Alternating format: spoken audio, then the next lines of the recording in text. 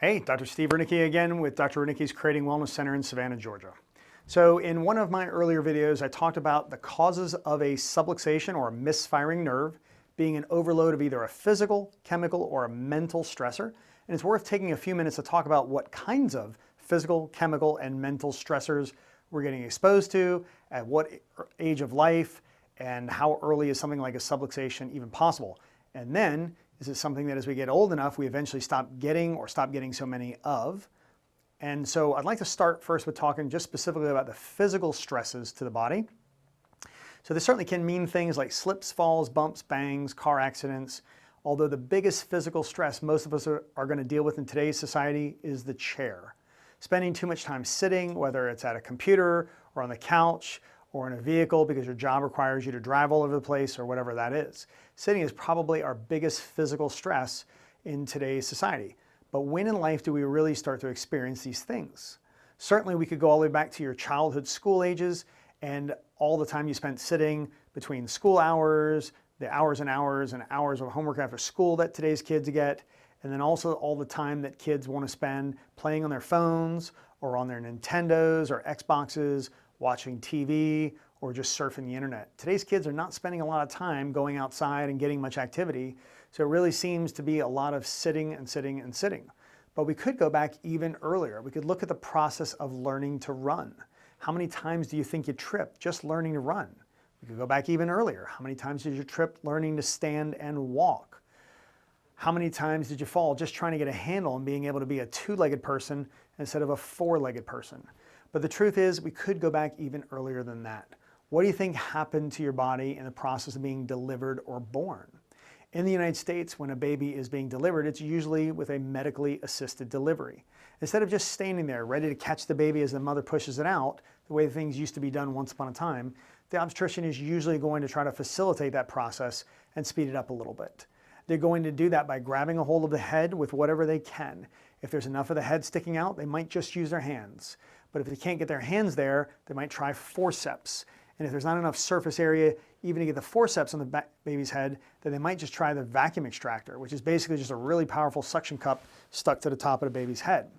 Now they're going to pull, and they're not going to pull just a little, they're actually going to pull quite hard. One study I remember seeing found that as they were pulling not quite as, but close to the amount of force it would take to tear the spinal cord, was just an average medical delivery.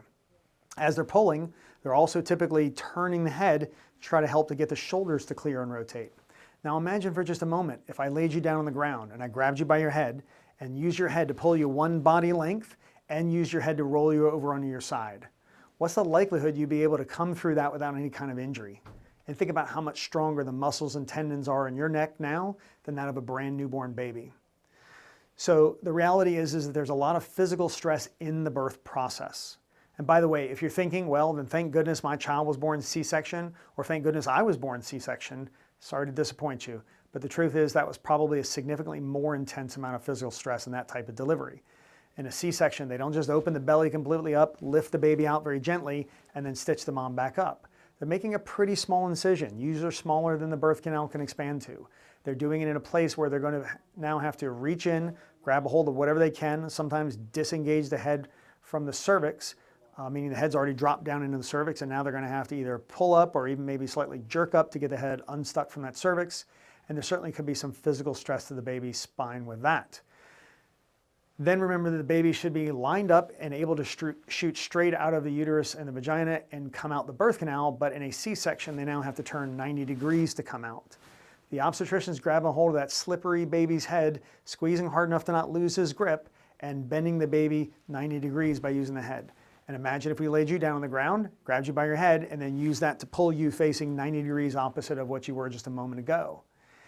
And again, how much more delicate is the neck of a newborn baby? So C-section, definitely not a gentler, not safer, but instead actually really a quite bit more strenuous on the baby's body type of delivery.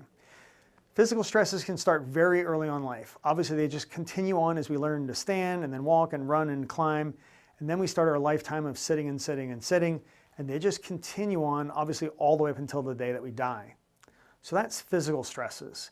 And that creates a significant amount of subluxations or misfiring nerves. What could we do to reduce the amount of physical stresses in our life? Well, for sure, one thing would be that you go for as natural a delivery as possible. The more that can be done to allow the baby to just be pushed out by the birth canal instead of pulled out, the better, but sometimes things just don't go according to plan there. If they don't go according to plan, then get the baby checked by a chiropractor that specializes in pediatric care. You can go to the website ICPA4kids.com. Again, ICPA4kids.com. That's the International Chiropractic Pediatric Association, and they have a doctor locator feature on their website, so you can find somebody in your area that specializes in chiropractic pediatric care. Certainly you'll find my office on there. What other things can we do other than a natural delivery and get the kid checked out by a chiropractor shortly after birth? Well, there's a lot you can do to keep the kid from having the main subluxating force of sitting too much. I would encourage you to not go the route of letting them be babysat with the TV, the phone, or the Xbox, but instead get them involved in some actual physical activity, whether that's sports after school or just going outside and playing. When I was a kid after school, we were told that we had to go outside and we weren't allowed to come back in until it was either dark or dinner time. We went far, far, far away from the house, running and playing and riding bikes all over the place. But as soon as it started getting dark, I knew I'd better get my butt heading back towards the house, because if I wasn't home in time, there was going to be trouble. Today, I don't know that it's necessarily the best idea to send your kids far, far away from the house like I went, but certainly get them outside, get them involved in some physical play. Talk to other parents and see what you can do to arrange some sort of neighborhood-wide freeze tag or kickball or something like that in order to get the kids involved in more play. Not only does it keep them from sitting so much and getting subluxations, but it also is really good for social skill development as well. And then of course, things happen. We have falls, we have car accidents, but things like that don't usually cause a whole lot of pain. They may cause a little soreness for just a little while afterwards, and it's easy to think that something was just resolved itself and then the pain went away. But for most people that I see, the problem that they have has been inside of them for a long time, but they didn't even know it was there. When we start talking about what may have caused it, they say, you know what? I bet it was from that car accident I had, but no, it couldn't have been from that. That was so long ago. But these problems don't just go away. They stick around and they get worse and worse with time until eventually they start to cause pain again, but they might only start with causing some short-term soreness. That resolves, but then there's a long, slow process of degeneration before finally getting to the point of being painful and symptomatic again. When those unfortunate things happen, instead of waiting until sometime 20 years later that it's causing you symptoms, again, get it checked out right away. Maybe nothing's wrong. Maybe it'll only take 1 or 2 adjustments. Maybe there's a lot more going on that you didn't know about, and it'll take more time and more help than you might have expected, but so much less than if you waited until 20 years later when now it's really causing you a lot of trouble with symptoms. All right, so in my next video, we'll get into talking about the chemical stresses, when those start and stop, and some of the things you can do to help diminish those.